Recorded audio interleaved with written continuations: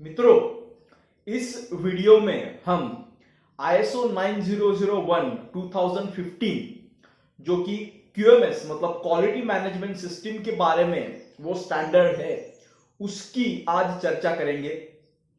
इस वीडियो में ISO की प्रैक्टिकल यूटिलिटी क्या है, ISO क्यों लेना चाहिए, क्या वो कंपलसरी है और एक्चुअली बिजनेस में या फिर मार्केट में ISO का क्या प्रचलन है, उसमें मिसकंसेप्शंस क्या है, सही तरीके से ISO को कैसे यूटिलाइज करें, इन प्रश्नों को ध्यान में लेके ये वीडियो हम बना रहे हैं।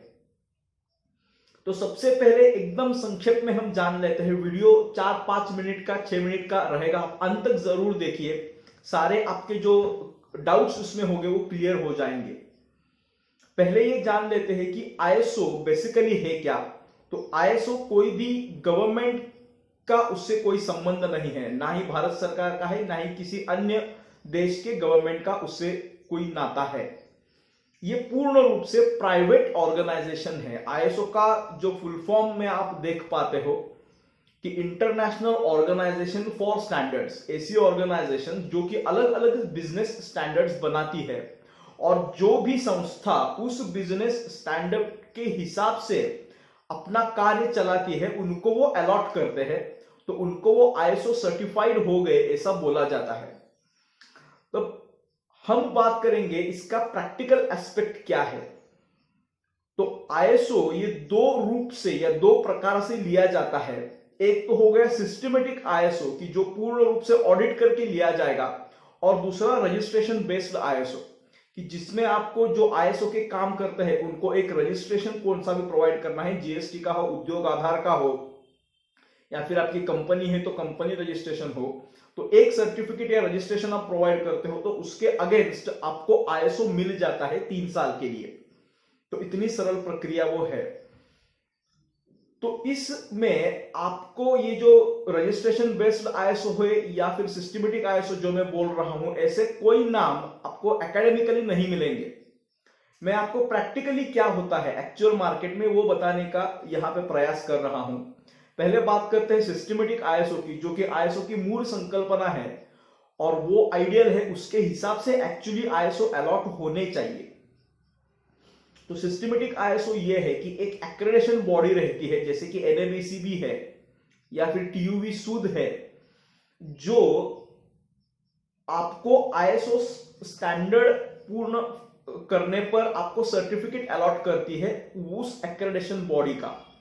वो पहले आपको लिस्ट भेजेंगे कि आपको क्या तैयार रखना है, क्या आपके ऑर्गेनाइजेशन में सिस्टम लगाना है, उसके हिसाब से फिर वो आएंगे, वो ऑडिट करेंगे, वो देखेंगे कि आपकी संस्था उस पर खरी उतरती है या नहीं। उनको जब ये विश्वास हो जाता है कि आपने उस प्रणाली जो ISO प्रणाली है उस हिसाब से सब चीजें रखी है, तो तब आपको वो ISO सर्टिफिकेशन प्रोवाइड करते हैं। अब ये उनको ऑडिट फेस करने के लिए आपको किसी एक्सटर्नल ऑडिटर की सहायता लेनी पड़ सकती है कि जो कि आपको उस ऑडिट के लिए आपकी प्रिपरेशन, आपकी तैयारी आपको करके दे। और वो सारी तैयारी हो जाने के बाद आप वो आते हैं, जो एक्रेडिटेशन बॉडी के रिप्रेजेंटेटिव्स रहते हैं, वो आएंगे, वो ऑडिट करेंगे और उसके बेसिस पे आपको ISO सर्टिफिकेट प्रोवाइड करेंगे। तो ये 1-2 साल, 1-2 महीने का भी एक प्रोसेस रह सकता है ऑडिट करने का, और उसके पहले भी आपको ये पूरा साल में आपको ये सिस्टम से काम करना पड़ता है।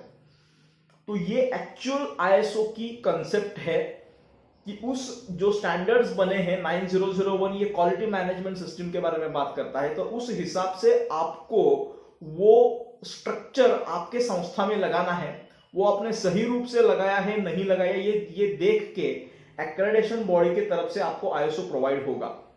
लेकिन अब बात करते हैं प्रैक्टिकली क्या होता है। ये जो मैंने अभी सिस्टमेटिक ISO की बात की, ये सिर्फ 5% या 10% अभी मार्केट में हो रहा है कि जो कंपनीज एक्चुअल में ऑडिट करवाती है और ISO प्राप्त करती है।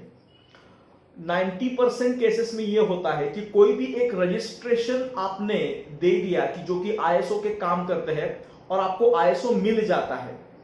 तो अब इस ISO का फायदा सिर्फ इतना है, तो आप मार्केटिंग बेनिफिट आपको मिलेगा।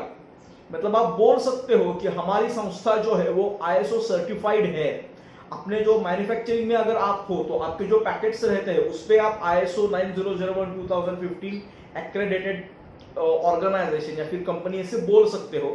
तो प्योरली मार्केटिंग एडवांटेज इसमें है। कोई टेंडर है उसमें ये आवश्यकता होती है कि ISO होना अनिवार्य है, तो उसको आप पूर्ण कर देते हो, फुलफिल कर देते हो। तो लेकिन आपको ऑडिट या आपके कंपनी में उसकी पूर्ण रचना नहीं लगती, क्योंकि ये उसमें आता ही नहीं है।